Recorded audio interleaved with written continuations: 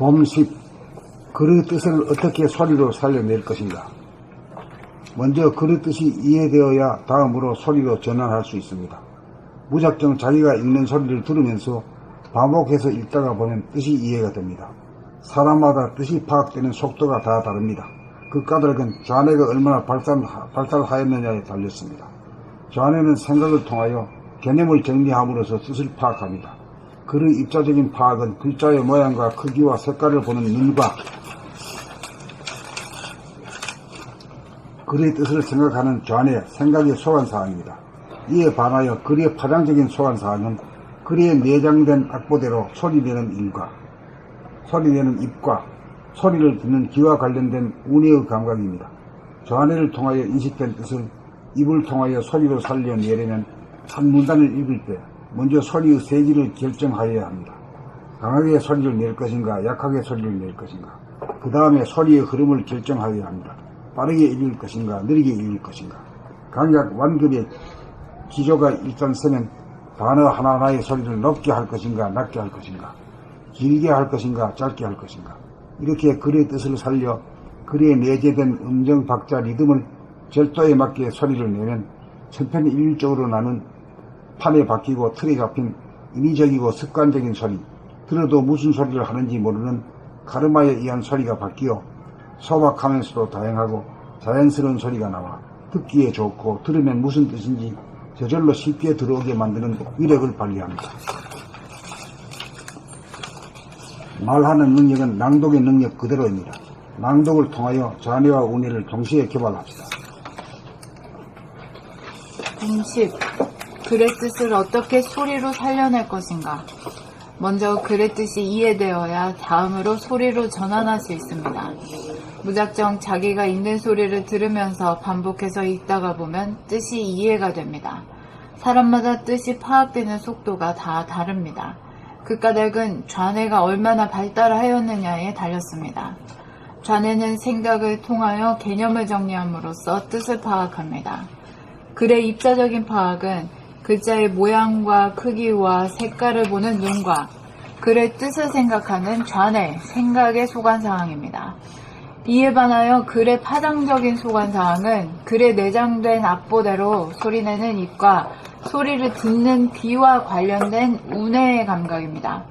좌뇌를 통하여 인식된 뜻을 입을 통하여 소리로 살려내려면 한 문단을 읽을 때 먼저 소리의 세기를 결정하여야 합니다. 강하게 소리를 낼 것인가, 약하게 소리를 낼 것인가. 그 다음에 소리의 흐름을 결정하여야 합니다. 빠르게 읽을 것인가, 느리게 읽을 것인가. 강약, 완급의 기조가 일단 서면 단어 하나하나의 소리를 높게 할 것인가, 낮게 할 것인가, 길게 할 것인가, 짧게 할 것인가. 이렇게 글의 뜻을 살려 글에 내재된 음정, 박자, 리듬을 절도에 맞게 소리를 내면 천편일률적으로 나는 판에 박히고 틀에 잡힌 인위적이고 습관적인 소리, 들어도 무슨 소리를 하는지 모르는 카르마에 의한 소리가 바뀌어 소박하면서도 다양하고 자연스러운 소리가 나와 듣기에 좋고 들으면 무슨 뜻인지 저절로 쉽게 들어오게 만드는 위력을 발휘합니다. 말하는 능력은 낭독의 능력 그대로입니다. 낭독을 통하여 좌뇌와 우뇌를 동시에 개발합시다.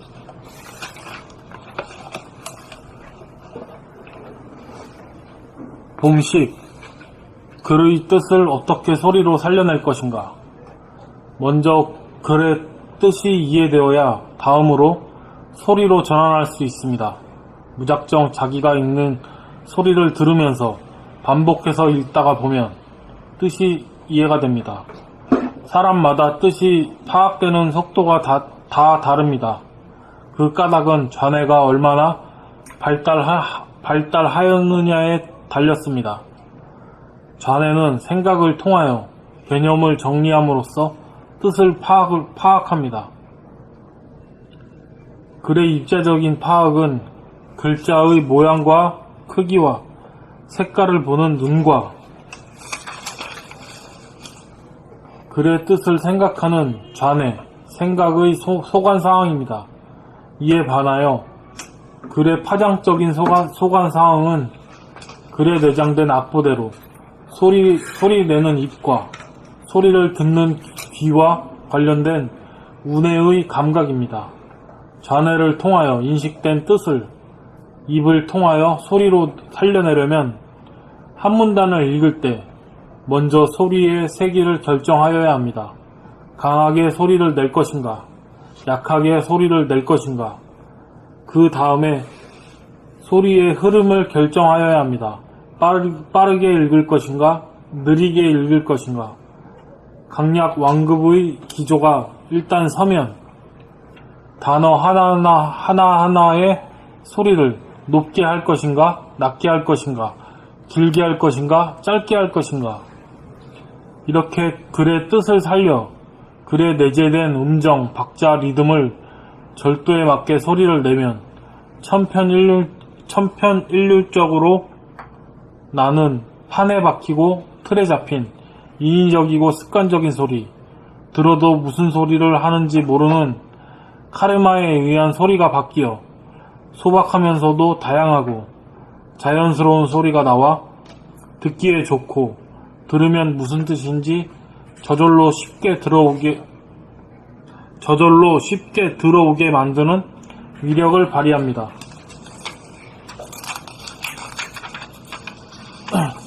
말하는 능력은 낭독의 능력 그대로입니다. 낭독을 통하여 좌뇌와 우뇌를 동시에 개발합시다.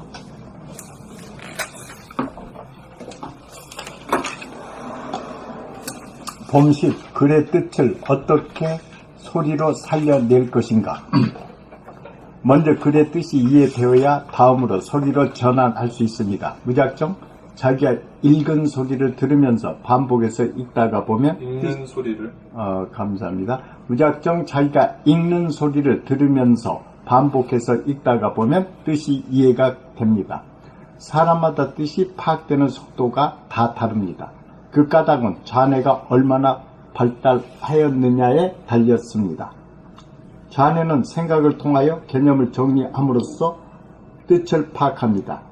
글의 입자적인 파악은 글자의 모양과 크기와 색깔을 보는 눈과 글의 뜻을 생각하는 좌뇌, 생각의 소관사항입니다.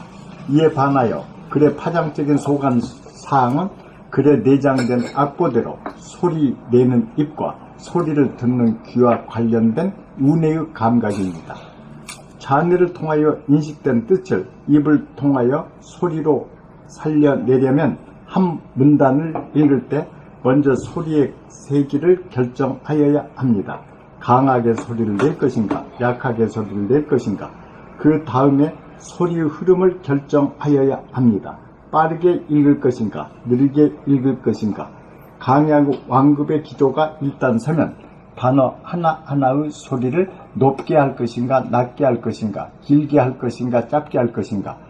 이렇게 글의 뜻을 살려 글에 내재된 감사합니다. 이렇게 글의 뜻을 살려 뜻을 이렇게 글의 뜻을 살려 글에 내재된 음정, 박자, 리듬을 절도에 맞게 소리를 내면 천편일률적으로 나는 판에 박히고 틀에 잡힌 인위적이고 습관적인 소리, 들어도 무슨 소리를 하는지 모르는 카르마에 의한 소리가 바뀌어 소박하면서도 다양하고 자연스러운 소리가 나와 듣기에 좋고 들으면 무슨 뜻인지 저절로 쉽게 들어오게 만드는 위력을 발휘합니다.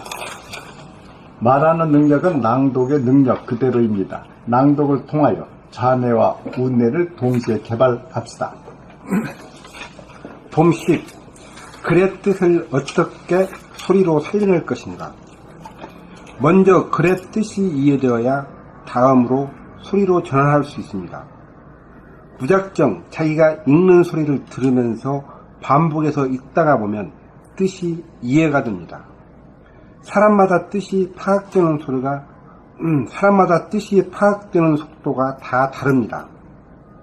그 까닭은 좌뇌가 얼마나 발달하였냐에 달렸습니다.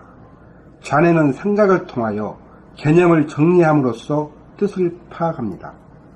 글의 입자적인 파악은 글자의 모양과 크기와 색깔을 보는 눈과 글의 뜻을 생각하는 좌뇌, 생각의 소관사항입니다.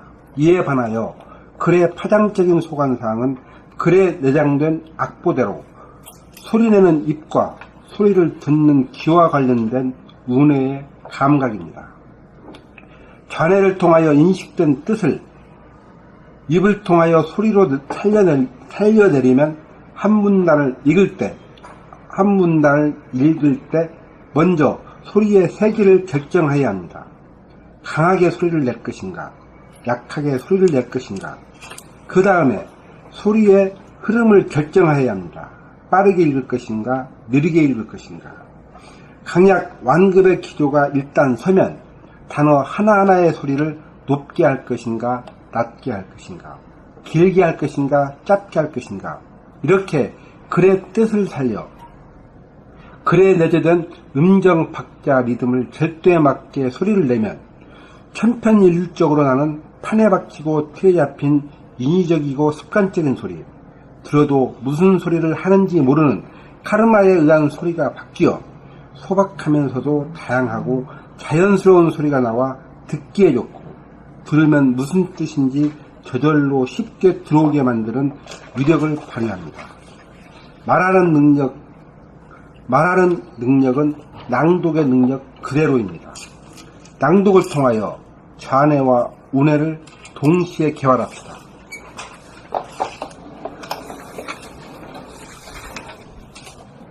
봄 10. 글의 뜻을 어떻게 소리로 살려낼 것인가? 먼저 글의 뜻이 이해되어야 다음으로 소리로 전환할 수 있습니다. 무작정 자기가 읽는 소리를 들으면서 반복해서 읽다가 보면 뜻이 이해가 됩니다. 사람마다 뜻이 파악되는 속도가 다 다릅니다. 그 까닭은 좌뇌가 얼마나 발달하였느냐에 달렸습니다. 좌뇌는 생각을 통하여 개념을 정리함으로써 뜻을 파악합니다. 글의 입자적인 파악은 글자의 모양과 크기와 색깔을 보는 눈과 글의 뜻을 생각하는 좌뇌, 생각의 소관사항입니다. 이에 반하여 글의 파장적인 소관사항은 글에 내장된 악보대로 소리내는 입과 소리를 듣는 귀와 관련된 운해의 감각입니다. 좌뇌를 통하여 인식된 뜻을 입을 통하여 소리로 살려내려면 한 문단을 읽을 때 먼저 소리의 세기를 결정하여야 합니다. 강하게 소리를 낼 것인가, 약하게 소리를 낼 것인가. 그 다음에 소리의 흐름을 결정하여야 합니다. 빠르게 읽을 것인가, 느리게 읽을 것인가. 강약, 완급의 기조가 일단 서면 단어 하나하나의 소리를 높게 할 것인가, 낮게 할 것인가, 길게 할 것인가, 짧게 할 것인가. 이렇게 글의 뜻을 살려 글에 내재된 음정, 박자, 리듬을 절도에 맞게 소리를 내면 천편일률적으로 나는 판에 박히고 틀에 잡힌 인위적이고 습관적인 소리, 들어도 무슨 소리를 하는지 모르는 카르마에 의한 소리가 바뀌어 소박하면서도 다양하고 자연스러운 소리가 나와 듣기에 좋고 들으면 무슨 뜻인지 저절로 쉽게 들어오게 만드는 위력을 발휘합니다. 말하는 능력은 낭독의 능력 그대로입니다. 낭독을 통하여 좌뇌와 우뇌를 동시에 개발합시다.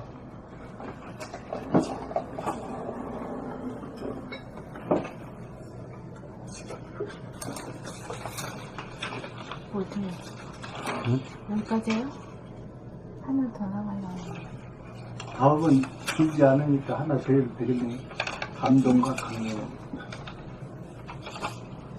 그러네. 네.